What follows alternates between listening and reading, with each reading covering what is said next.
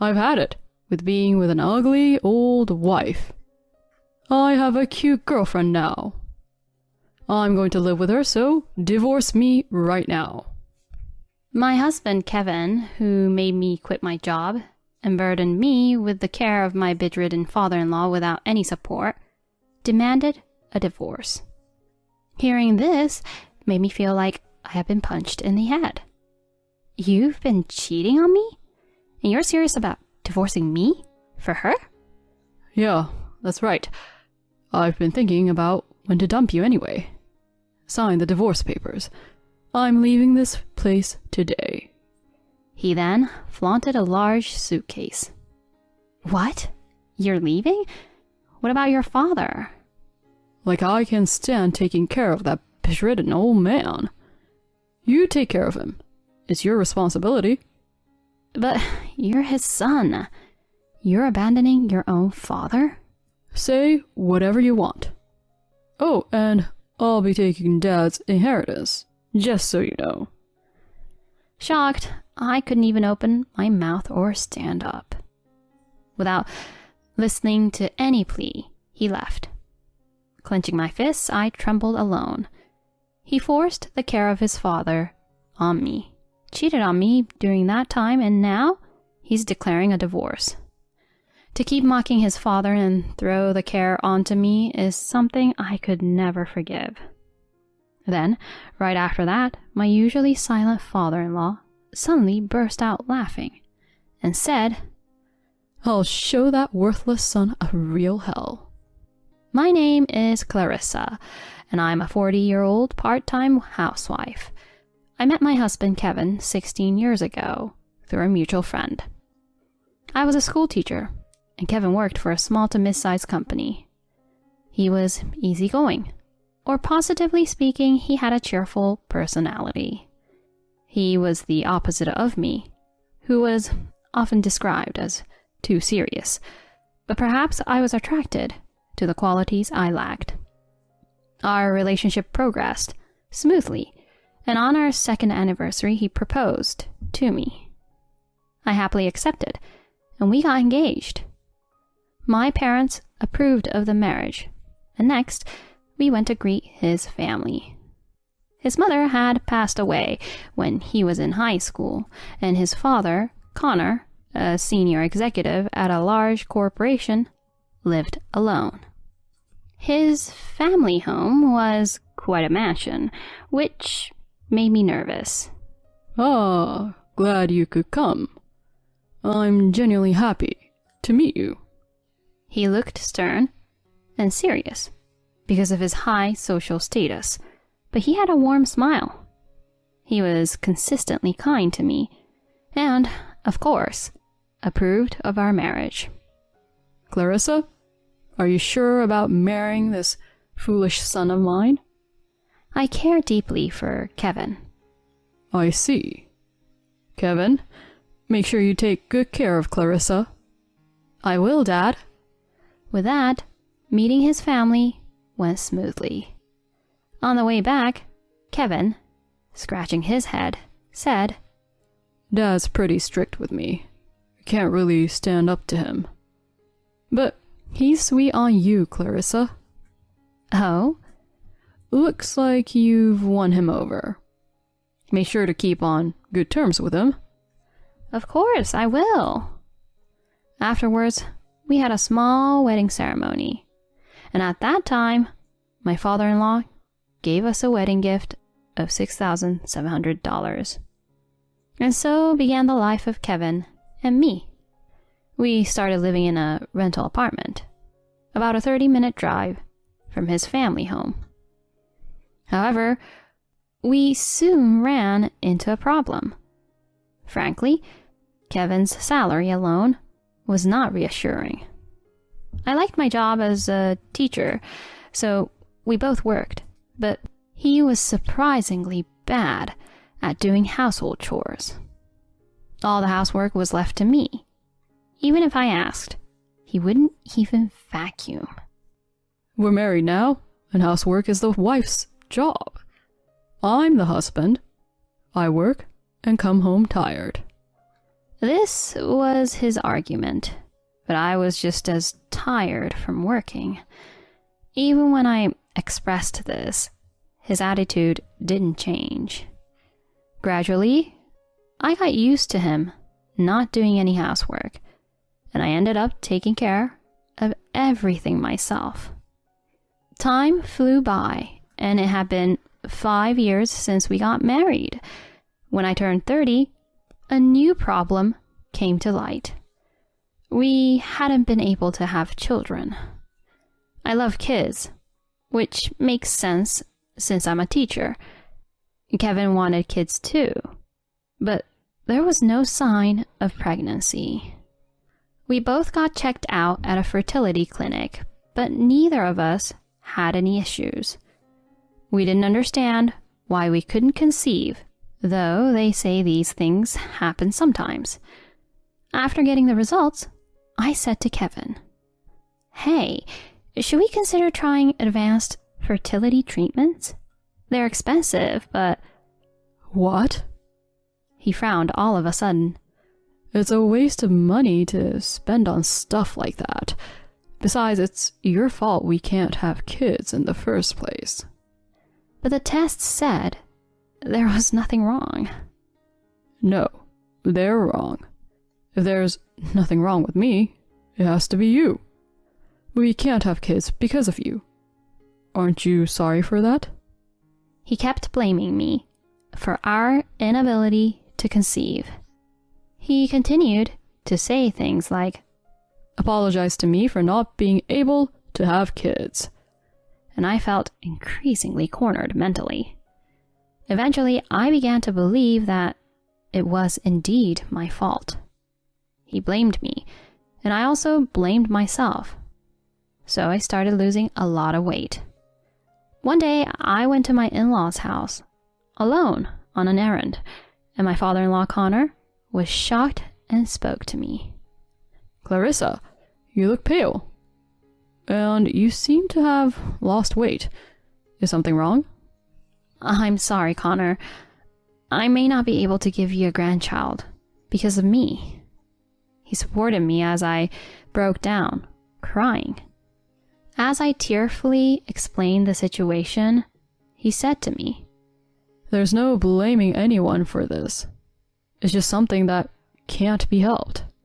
Clarissa, you shouldn't blame yourself." "Oh, Connor." There are plenty of happy couples without children. That's all you need to aspire to. Don't worry about giving me a grandchild or anything like that. "Thank you, Connor." After that, he called Kevin and scolded him quite severely for how he had treated me. When we came back home, he was fuming. "My dad yelled at me because you ratted me out. How could you do this to me?" It's your fault we can't have kids. So why do I have to get yelled at? This makes no sense. Even after being scolded by his father, Kevin didn't change his stance that it was my fault we were infertile. From then on, as if to show his anger towards me, he wouldn't lay a finger on me. 10 years passed, and I turned 40. Since there was no intimacy, having children was out of the question, and I had long given up on pregnancy. Still, we functioned as a married couple. Though our relationship was cold, we did talk. I continued to handle all the housework and the more bothersome tasks. Over these 10 years, Connor was always considerate and kind to me. When I cooked too much for dinner, I would take it to his place to check on him. He would give me delicious sweets or gifts to take home with me. That's how I've been living. When he retired from his job 3 years ago, we even celebrated his retirement. But then, tragedy struck. As usual, I texted him saying I was on my way over, but there was no reply. A bad feeling washed over me, so I rushed to his place and entered the house with my spare key, only to find him collapsed in the hallway. Connor, please hang in there. I called an ambulance right away, went to the hospital, and I've also contacted Kevin. They say he had a stroke. He's had surgery, but they're saying a full recovery is unlikely. They're saying there's a high chance he'll be bedridden. Dad had a stroke? And he's going to be bedridden? It seems he was shocked too, because he left the hospital room. After that, Kevin and I decided to discuss what to do next at home. Then, nonchalantly, he dropped this on me. We're going to live at my parents' place from now on, and you're going to take care of Dad. What? But I have a job. Quit it then. Is your job more important than my dad? He snapped at me, seemingly outraged. Connor has been my lifesaver, but my job is just as important to me. I suggested relying on caregiver services, but he refused, saying it would be a waste of money. And so, with a heavy heart, I quit my job and dedicated myself to taking care of my father-in-law at my husband's family home. He's now suffering from hemiplegia and aphasia. He can hardly speak or move, so he's bedridden. Old man being like this is pretty miserable. Well, I'm counting on you for the rest, Clarissa. As soon as Kevin got home, he just said this in front of his father and went off to another room. While I was fuming, Connor told me something astonishing. After that, Kevin just dumped all the care for his father on me and didn't even try to help. Not only that, but he began coming home later and later and was hardly ever home. I struggled with the unfamiliar task of caring for him for several months. It was about 8 months after Connor had the stroke. Kevin came home late again that day. "Ah, you're home." Kevin, possibly drunk, walked into his father's room and started saying this to me. Your plain face is quite a sight, not even wearing a bit of makeup again today. You're failing as a woman. The reason I don't wear makeup is because I sweat from caregiving and also to keep it off Connor. And yet, he has the nerve to say that. As I was about to retort, he continued.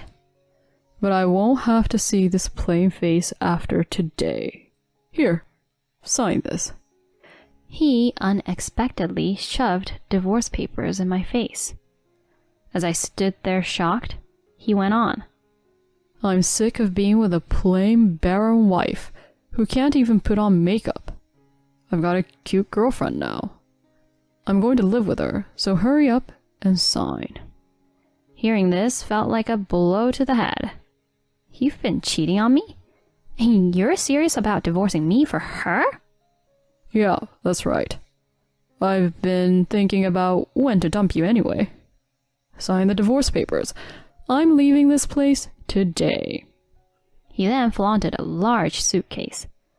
What? You're leaving? What about your father? Like, I can stand taking care of that bedridden old man. You take care of him. It's your responsibility. But you're his son. You're abandoning your own father? Say whatever you want. Oh, and I'll be taking Dad's inheritance, just so you know. As I stood there, speechless and unable to stand, he added, as if he remembered something. Oh, I'll be taking this too. It's no use to a bedridden man, right? Before I knew it, he had Connor's credit card in his hand. He left without listening to me as I tried to stop him. I stood there alone, shaking with clenched fists. I couldn't forgive him for pushing the caregiving onto me, cheating, and then asking for a divorce out of the blue. He kept mocking Connor, dumped the care on me, and just expected me to handle it. I couldn't let this slide. He needed to be punished for this. Yet I had already quit my job and I wasn't financially equipped. Even though I was desperate, I couldn't leave my kind father-in-law. While I felt hopeless, Connor, who had been silent until now, suddenly burst into laughter. I'm going to show that worthless son of mine what hell is. He sat up abruptly and perched on the bed. Actually, he had been making progress in his rehab, and his aphasia and physical condition had improved to the point where he could get up on his own. One day, he shared something shocking with me. Even if I continue rehab and get better, I want you to let Kevin think I'm still bedridden. Could he have anticipated the situation? As I stood there, astonished, he continued.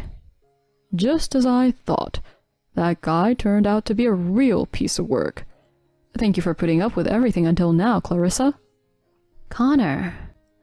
Let me handle things from here on out, okay? First off. The next day, when I went to ask about Kevin at his company, they simply said he had quit. I tried reaching out to places he might go and to our friends and acquaintances, but he was nowhere to be found. He had completely vanished. However, Connor just smirked and said, Just watch. A month later, as Connor and I were at home, someone began pounding on the front door. When I peered through the peephole, there was Kevin, his face beet red. I looked at my nodding father-in-law and let him in. Hey, Dad's credit card has been declined. Did you cancel it? As he started yelling in the entryway, I silently headed toward the living room. Wait, what do you think you're...